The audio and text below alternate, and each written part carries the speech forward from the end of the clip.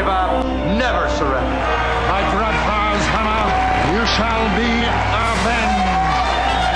All systems are working, Commander. It's been 20 years since TV audiences first thrilled to the sight of the NSEA Protector as it traveled through space on its way to distant galaxies.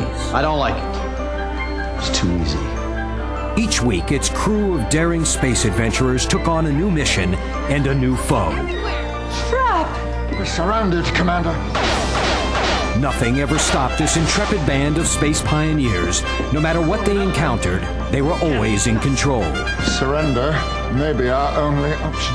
No, never give up, never surrender.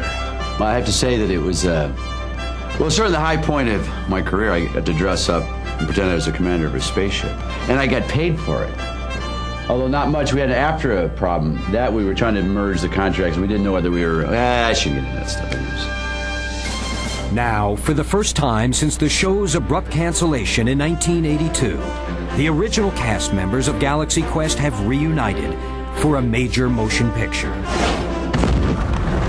Catch up with Jason Nesmith, Gwen DeMarco, and Alexander Dane as they share their adventures and tell the real stories behind the legendary TV show that has become America's #1 science fiction cult classic.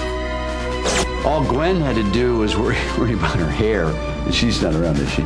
Sometimes I felt like, you know, sort of the camp counselor with a bunch of, like, toddlers, you know, kind of the practical one. Now, I wasn't sure that it was going to be for quite such a long time, or indeed that 15 years on I'd still be talking about it, but of course I'm thrilled.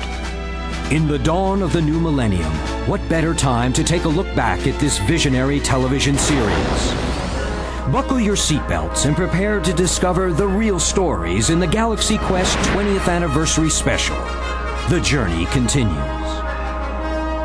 What Galaxy Quest did best was ask probing questions about the nature of humanity and the world. Galaxy Quest is not just an experience out into space, but inside your individual heart as a person. It's really struck a nerve in the heart of most Americans, I think. I'll admit it, you know, the sets look fake and nothing really made sense, but I sort of see it as a metaphor for my own life. Well, being on the show meant not having to do guest starring roles on Fantasy Island or The Love Boat, which I didn't mind because that girl was pretty attractive. We went off the air 20 years ago, and I think that was probably a little premature by about 20 years. You know, I think it was a mistake to cancel us. So I think that they just gave up because they didn't think, space was where it was at. You know, we had some pretty rabid fans, and there were people all upset all over the country. I had people call me all the time, sending me letters, asking me for scripts, asking me for props. They wanted to buy this. Do you have any? I still get letters. It's always nice to see good work being honored. A lot of the qualities in the TV show harken back to an earlier time, 15, 20 years ago, when this country was in a different kind of shape. Heroism was a different thing. This is funny. We did try to get Orson Welles to direct a few episodes. We had this one called The Blibbering Blimp, which is about an alien that was filled with hydrogen. Now back to the Galaxy Quest 20th Anniversary Special. Though a household name now, Galaxy Quest originated from humble beginnings. It was September 1979 when the original crew took off from this site. Now the studio is just a memory. But though the birthplace of the show is no longer with us, the series seems to live on in the minds of many fans who just can't get enough of Galaxy Quest. I need a miracle. The last episode, please, somebody. That's my only one I'm missing. Several times a year, the Questarians, as they like to be called, flock to the conventions like this one to reminisce about the show. It forced us to ask some very probing questions about ourselves and put it in a meaningful context. From all over the country they come, many of them searching for memorabilia, anything to keep the memory of the show alive. Items there. We got the magazines, we got the mugs, we got the nebulizers, Oh my God, to see Gwen DeMarco. I've been waiting so long for this. I'm so excited. I can't believe it. If they're lucky, they'll even get to meet the former stars of the show, who have become the main attractions of the sci-fi convention circuit. I styled my hair after her. You know, I go everywhere just like thinking about her. But to fully understand how the show has become what it is today, we must journey back more than 20 years ago when it was just an idea in the imagination of Frank Ross, the legendary creator of the show. Most people don't know this, but Galaxy Quest was originally going to be a Western. It was called West Quest. That was the original idea that he took the network, was a Western. And there was those of us, I mean, we were the same characters, they were just, walking around in chaps, Well, we'd already shot the pilot when our research people came to us and said, Westerns are out. And he went. And that's how stuff happens in TV. He goes, yes! And we put it right away. It went to a Navy show. I very quickly rewrote the script and made it about Navy SEALs. It's called Navy Quest. And I said, how funny is this that we're in an old ship and there's no war, Frank? But there was one problem. The studio was going into bankruptcy, and they couldn't come up with the money. But they did have a lot of props and things lying around from an old space movie they had made. Boom, all of a sudden Frank goes, hey, I got a space. It's a spaceship. Space. But still it flies. Help me with this. I said, well, space. How about space? So I think I had a lot to do with it. He said, space! Voila! Galaxy Quest! Obviously, the cast of the show was an integral part of the series' success. But ironically, Jason Nesmith, who played the commander, almost didn't get the role. We had an A-list and a B-list and a C-list, and just about everybody in town turned it down. I decided we needed someone who was a relatively unknown. In other words, somebody who was desperate. Yes, I had the reoccurring role on that really lame sitcom. I think we all remember Hello, Neighbor.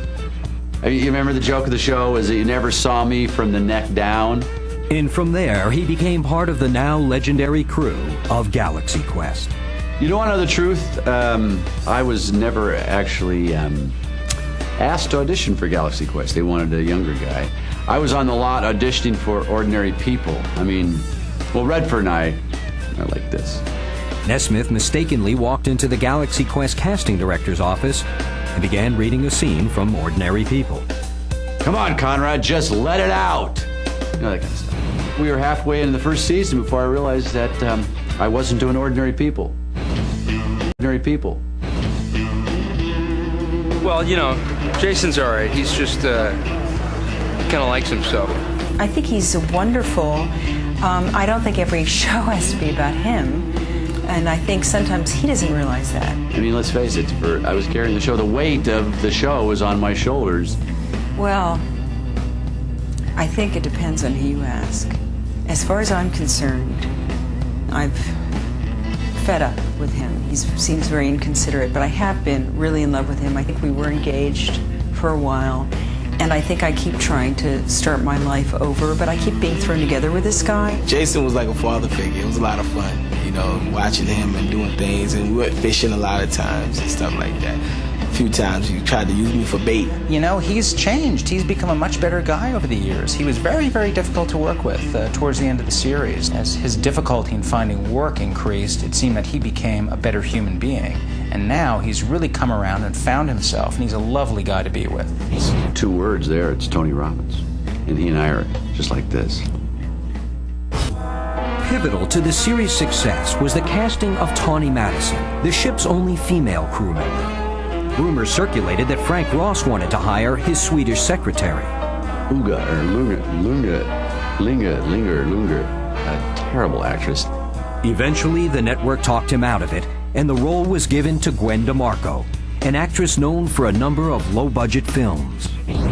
She's always been a pleasure, Gwen. She's been very humble and has been a hard-working actress. Hard-working? All she had to do is repeat what the computer said when it was working. Systems register functional. All systems are working, Commander. I translate this very technical jargon into language that my crew and the public can understand.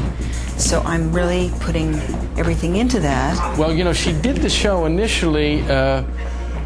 She'd been asked to do a small part in a Woody Allen movie, and it was either that or the TV series. And, some people would say that maybe she begrudges the decision she made. Well, if I'd done that Woody Allen movie, even if it was one line, would that have changed my life? You're picking between, who would have thought Annie Hall would have done that well, or, repeat the computer. It looked as though, our show was, it was a good choice at the time,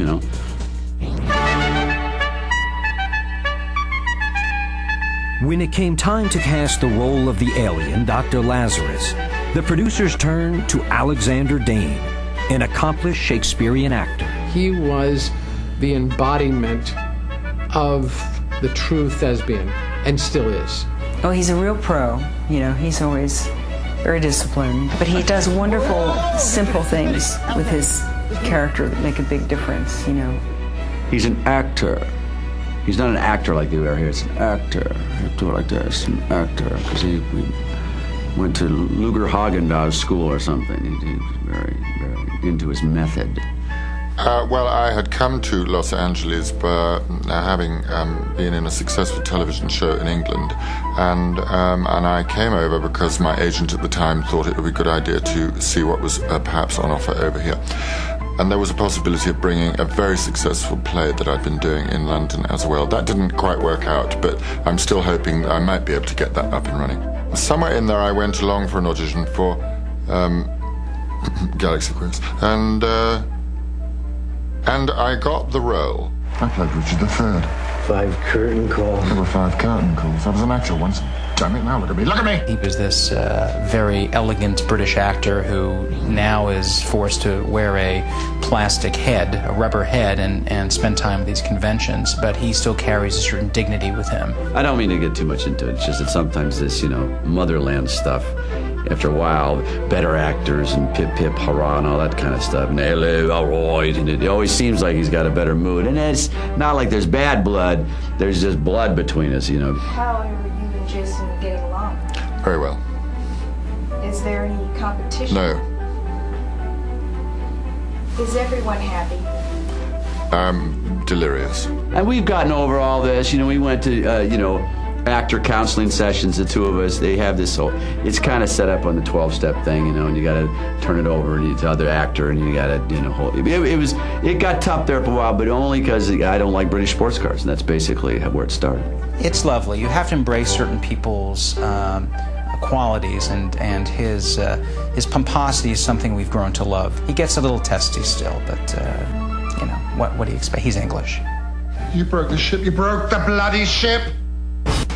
Rounding out the cast were Fred Kwan as the show's Tech Sergeant Chen, and Tommy Weber, who played the ship's 10-year-old crack gunner and navigator, Lieutenant Laredo. Oh, he was a good kid. I think I ate too much sugar or something. I don't know. We didn't have much ventilation there. I shut the set down because I faked a headache.